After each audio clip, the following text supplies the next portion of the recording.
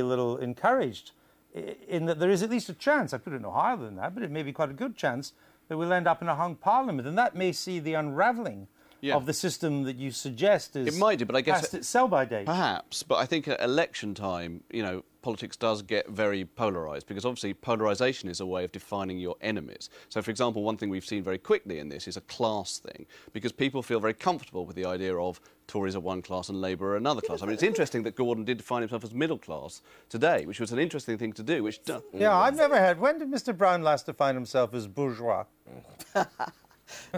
he didn't do that when he was writing books about John Maxwell. No, he didn't do it when he was running for the Labour Party positions, did he?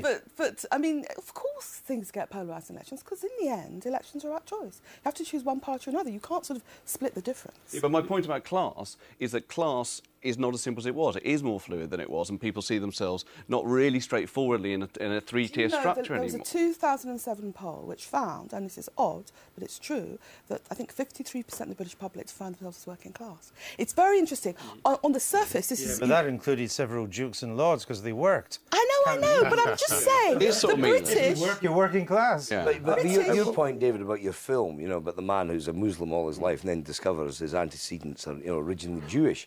I mean, I think one of the other changes in society is that less people define themselves, and it is a class thing in a way, working class in that sense, by their jobs. I think more people tend to define themselves by their location, their community. We found that as a party, that the kinds of people who gravitate towards us, maybe as opposed to traditional Labour, if I can put it that way. Let's leave aside the aberration of Blairism, whatever that was. Traditional Labour are more communitarian in a sense than they are work-orientated. Think, though on the surface, people will say they don't care about class, they're not defined by class. The British, compared to the Americans, remain quite a class-conscious society. And also America turned out to be quite class-conscious as Mr. Kerry ran, because he was seen as a kind of... elitist. An elitist from the East Coast. But politicians, they don't just put people into class now. They're obsessed with putting people into endless characters of gender, race, ethnicity, religion, and so on, and then devising policies to appeal to them. They don't just come out with, here are policies that I think are the best for the British people as a whole. Yeah, and a lot of the election that will be unseen to most voters is the election that goes on through targeted email shots and targeted letters. And in these things, you can have very particular ideas about the characteristics of this voter. And you may not write particular policies, but you'll bring to the fore policies that appeal to those people, and you'll use language and you'll emphasise things that appeal to those people.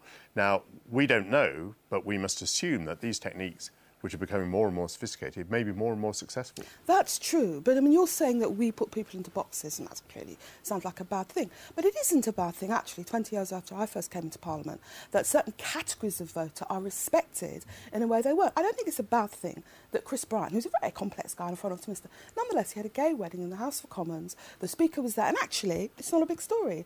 And sometimes it's good to respect classes of people. Is the system going to change in your view?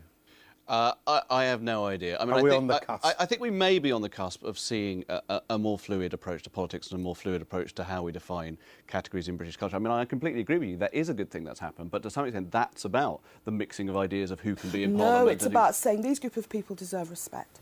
One remarkable thing is that England rarely looks at what's happening in Scotland. True. I was struck by what you said a moment ago. That may be no bad thing, actually, from our point of view. But David a moment ago put some hope on a hung parliament in the United Kingdom producing a new kind of politics. It strikes me that actually we've had a hung parliament in Scotland for the last 2 years. We have a minority... Hung parliament since the Scottish Parliament started. Yes, indeed, but now we have a small minority government, and actually it's not changing politics. Nothing new about it at all. We need to move on. David, when does the film come out? The film comes out tomorrow. It's called The Infidel. Do go and see it in your cinema. Great. Thank you very much. You pleased with it? I am pleased with it, yeah. It's fun and it takes on these issues. You had a critical reception, yeah? Yeah, people seem to like it. It's fine, yeah. But it'll still be OK, even though the critics like it. Yeah. David, thanks for being with us.